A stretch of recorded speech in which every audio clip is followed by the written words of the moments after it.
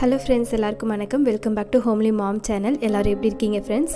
இன்றைக்கி நம்ம வந்து அர்ஷத் குட்டியோட பர்த்டே அன்றைக்கி எடுத்த விலாக் தான் பார்க்க போகிறோம். ரொம்பவே சிம்பிளாக நம்ம வந்து ரொம்ப க்ளோஸாக இருக்கிறவங்க மட்டும் சொல்லி ஈவினிங் கேக் வெட்டி நாங்கள் செலிப்ரேட் பண்ணியிருந்தோம். ஸோ அதுக்கு முன்னாடி ஈவினிங்க்கு முன்னாடி காலையிலேருந்து என்ன நடந்ததுன்னு ஒரு சின்ன சின்ன கிளிப்ஸ் எடுத்து வச்சுருக்கேன்.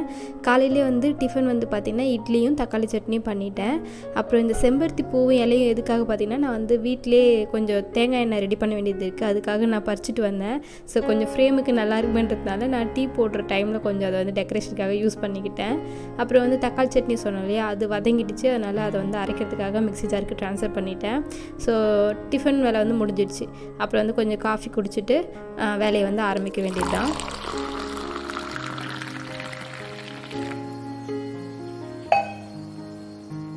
அப்புறம் நான் வந்து இந்த செம்பருத்தி தழை பறிச்சுட்டு வந்தேன் இல்லையா, அதை வச்சு நான் வந்து கொஞ்சம் எண்ணெய்லாம் ரெடி பண்ணிட்டேன். ரொம்ப சிம்பிளான இன்க்ரீடியன்ட் வச்சு தான் நான் வந்து எண்ணெய் ரெடி பண்ணியிருக்கேன்.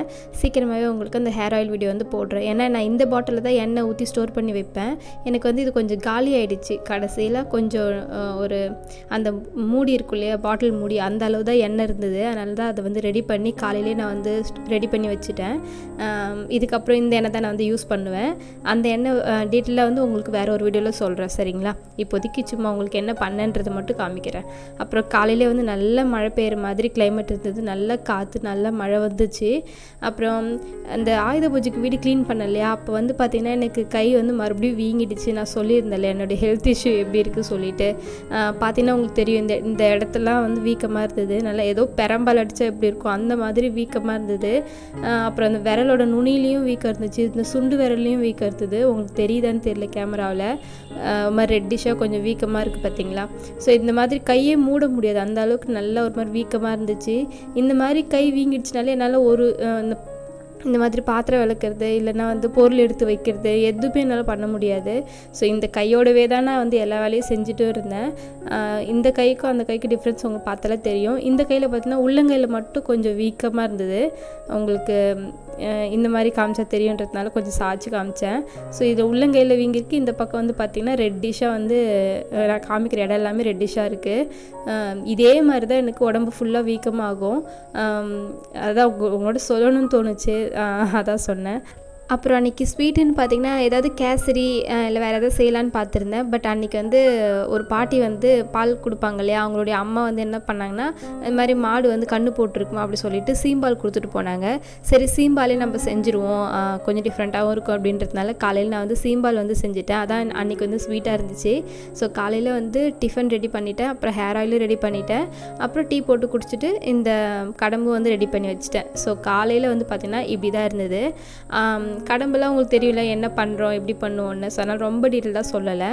அப்புறம் அன்றைக்கி வந்து பார்த்திங்கன்னா என்னோடய அண்ணன் பையன், ரெண்டாவது பையனுக்கு அர்ஷத் பிறந்த அன்றைக்கி தான் அவனும் பிறந்திருக்கிறான். அவனுக்கு இதான் ஃபஸ்ட்டு பர்த்டே.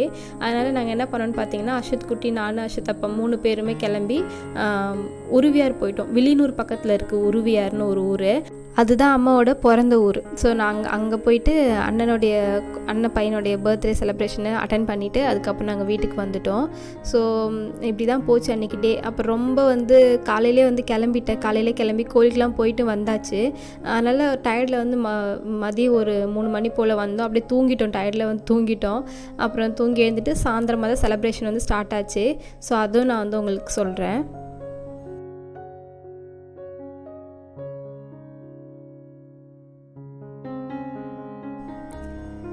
இது வந்து பார்த்திங்கன்னா நான் காலையிலே ரெடியாகி நான் அர்ஷத் குட்டி வந்து கோயிலுக்கு போயிட்டு வந்திருந்தோம். ஸோ அதுக்காக நான் வந்து ரெடி ஆகிட்டு இருந்தேன்.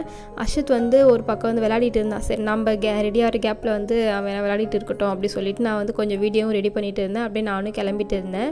அர்ஷத் அப்பா மட்டும் தூங்கிட்டு இருந்தார். ஏன்னா அவருக்கு நைட் ஷிஃப்ட் போயிட்டு இருக்கிறதுனால நைட்டில் தான் அவருக்கு வந்து ஒர்க் இருக்கும். அதனால் நான் டிஸ்டர்ப் பண்ணலை. சரி நம்ம கிளம்பி முடிச்சுட்டு நம்ம கோயிலுக்கு கூப்பிட்டு போயிட்டு வந்துடலாம். ஏன்னா போயிட்டு வந்ததுக்கப்புறம் அண்ணன் பையனோட ஃபங்க்ஷனையும் அட்டன் பண்ணணும் இல்லையா. ஸோ அதனால் நானும் தம்பி மட்டும் கோயிலுக்கு போயிட்டு வந்தோம். முக்கியமாக காலையிலே வந்து அம்மா வந்து கூப்பிட்டு போயிட்டாங்க தம்பியை கோயிலுக்கு. மறுபடியும் வந்து அதுக்கப்புறம் நானும் தம்பி ஒரு தடவை கோயிலுக்கு போயிட்டு வந்திருந்தோம். அதுக்கப்புறமா தான் அர்ஷத் அப்பா எழுந்ததுக்கப்புறம் நாங்கள் வந்து ஃபங்க்ஷன் போயிட்டு அட்டன் பண்ணிட்டு வந்தோம்.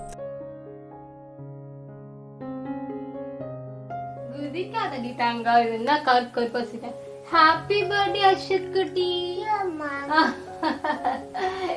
அர்ஷத் குட்டி ஒரு ட்ரெஸ் காமி, எழுந்திரீங்க. ஒரு ட்ரெஸ் காமிங்க, ஃபுல்லாக காமிங்க. பாய் வேண்டாம், பின்னாடி போய் கொஞ்சம் பின்னாடி போனா பின்னாடி திரும்பி போவாரா? தாத்தா தாத்தா கலவெட்டி நான் குக்கு குக்கு சொல்றேன். குக்கு குக்கு தாத்தா தாத்தா கலவெட்டி குக்கு குக்கு பொண்டலையாய் மீன் கொட்டி குக்கு குக்கு தண்ணில் ஓடும் தவளைக்கு குக்கு குக்கு கம்பில் பூச்சி தங்கச்சி அள்ளி மலர் கொடி அங்கதமே வத்தால வத்தால சந்தனமே முல்ல மலர் கொடி முத்தாரமே எங்குழி குத்தாலமே.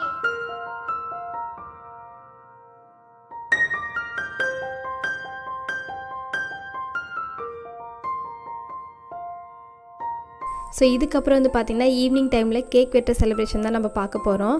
இதுக்கு முன்னாடி வந்து காலையில் அந்த ஃபங்க்ஷன் போகிறதுக்காக கிளம்பிட்டு இருந்தோம், கோயிலுக்கும் போனோம். அந்த டைமில் தான் அந்த கிளிப்ஸ் எடுத்திருந்தேன்.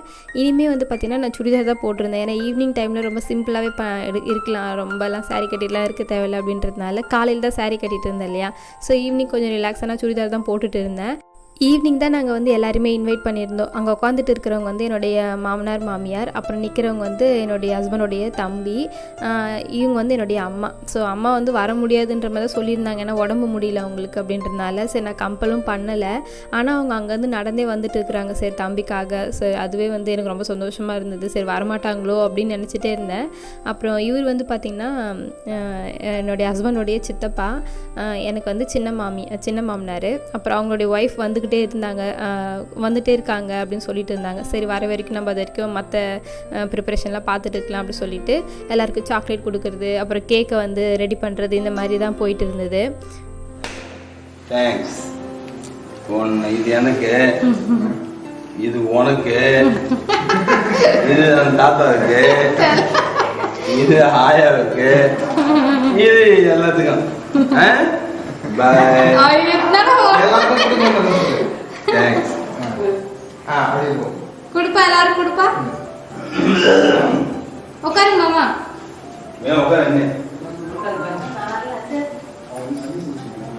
ஆயா குடுப்பா, உள்ள பாரு. ஆயா சித்தப்பா தான் இருக்காங்க பாரு. அர்ஷிதா அங்க சித்தப்பா கொடு. ஆயா கொடு, ஆயா கொடுங்க. நின்னு வரமா கார்த்தி எடுத்துக்கோ. போடி ஆயா கொடு குடுடி.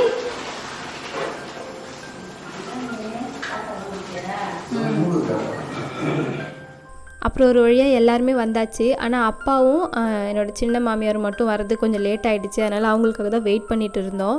அது வரைக்கும் சரி வேறு ஏதாவது கிளிப்ஸ் எடுத்து வைப்போம் அப்படின்ட்டு. அப்புறம் அன்றைக்கி ஃபோட்டோஸ்லாம் எடுத்துருந்தேன் இல்லையா, அதெல்லாம் உங்களுக்கு இந்த வீடியோட லாஸ்ட்டில் வந்து நான் அட்டாச் பண்ணுறேன் பாருங்கள். அன்றைக்கி எடுத்த ஃபோட்டோஸ் எல்லாம் ஃபேமிலியோடு எடுத்து வச்சுருந்தோம். ரொம்ப எல்லாருக்கும் சொல்லலை, என்னோடய அப்பா அம்மா, அவருடைய அப்பா அம்மா, அப்புறம் வந்து அவங்க சித்தப்பா சித்திக்கு வந்து சொல்லியிருந்தோம். அப்புறம் அவங்களுடைய தம்பின்னா மாமியாரோட தங்கச்சி பையன் இவங்க, அதுதான் தம்பின்னு சொல்லுவாங்க. அடிக்கடி வருவாங்க. ஸோ இவர் கூட பிறந்தவங்க இவருக்கு யாரும் இல்லை, எனக்கும் அப்படி தான். அதனால் வந்து இவங்க தான் எல்லாருமே நமக்கு வந்து எல்லாமே அந்த மாதிரி. ஸோ அப்பாவும் வந்துட்டாங்க. அப்புறம் அப்பா வரும்போதே வந்து பார்த்திங்கன்னா அவங்க வர்றதை பார்த்தாங்களா, அதை வந்து சொல்லிகிட்டு இருந்தார். இந்த மாதிரி அவங்க நடந்து வந்துட்டு இருக்காங்க, அவங்க ஏதோ கடைக்கு போகிறாங்கன்னு நினச்சேன், அதனால் தான் நான் வந்துட்டு எல்லாம் கூப்பிட்டு வந்திருப்பேன் அப்படின்னு பேசிகிட்டு இருந்தார். அப்படியே பேசிட்டு இருக்கும்போதே வந்து பார்த்திங்கன்னா அவங்களும் வந்துட்டாங்க. அதுக்கப்புறம் நாங்கள் அங்கே வந்து கேக் வெட்டி செலிப்ரேட் பண்ணியாச்சு. ரொம்ப ஹாப்பியாக போச்சு. ஸோ இப்படி தான் அன்றைக்கி வந்து கேக்ஸ் வெட்டுற செலிப்ரேஷன் வந்து போயிட்டு இருந்தது. இப்போ வந்து அர்ஷத் குட்டி வந்து கேக் வெட்ட போகிறாங்க. ரொம்ப ஹாப்பியாக வந்து அவரும் ஜாலியாக வந்து நின்றுட்டு இருந்தார் கேக் வெட்டுற இதில். அப்புறம் வந்து அவங்க அப்பா தான் வந்து கைப்பிடிச்சி கேக் வெட்டி விட்டாங்க. Happy birthday to you, happy birthday to you. Happy birthday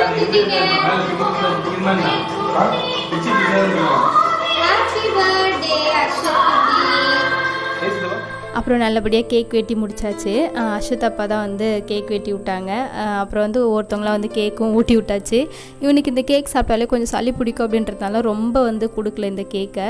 சும்மா அப்போதைக்கு ஃபார்மாலிட்டிஸ்க்காக ஒரு வாய் வந்து ஊட்டி விட்டாங்க, அவ்வளோதான். மீதி எல்லாம் வந்து ஃப்ரிட்ஜில் தான் இருக்குது இன்னமும்.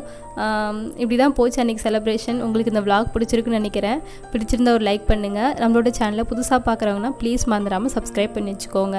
அப்புறம் அன்றைக்கி நைட்டே வந்து அர்ஷத் குட்டி பார்த்திங்கன்னா அப்பா அம்மா வந்து கிளம்புனாங்க. அவங்க கூடவே அவனும் கிளம்பி போயிட்டான். ஏன்னா அவங்க 2 பேர் தான் அவருக்கு வந்து பிடிக்கும் ரொம்ப. என்கிட்ட கூட அந்த அளவுக்கு இருக்க மாட்டான், அம்மா அப்பா இருந்தால் போதும் அப்படின்னு தான் இருப்பான் அவன். ஸோ அவங்க கூட போனதுனால சரி நானும் விட்டுட்டேன், சரி போட்டோம் அப்படின்னு விட்டுட்டேன். அப்புறம் மறுநாள் காலையில் தான் போய் கூட்டிகிட்டு வந்தேன். ஸோ இப்படி தான் போச்சு. ஓகே ஃப்ரெண்ட்ஸ், இதே மாதிரி உங்களுக்கு ஜாலியான வேறு ஒரு vlogல பார்க்குறேன். அது வரைக்கும் பாய்.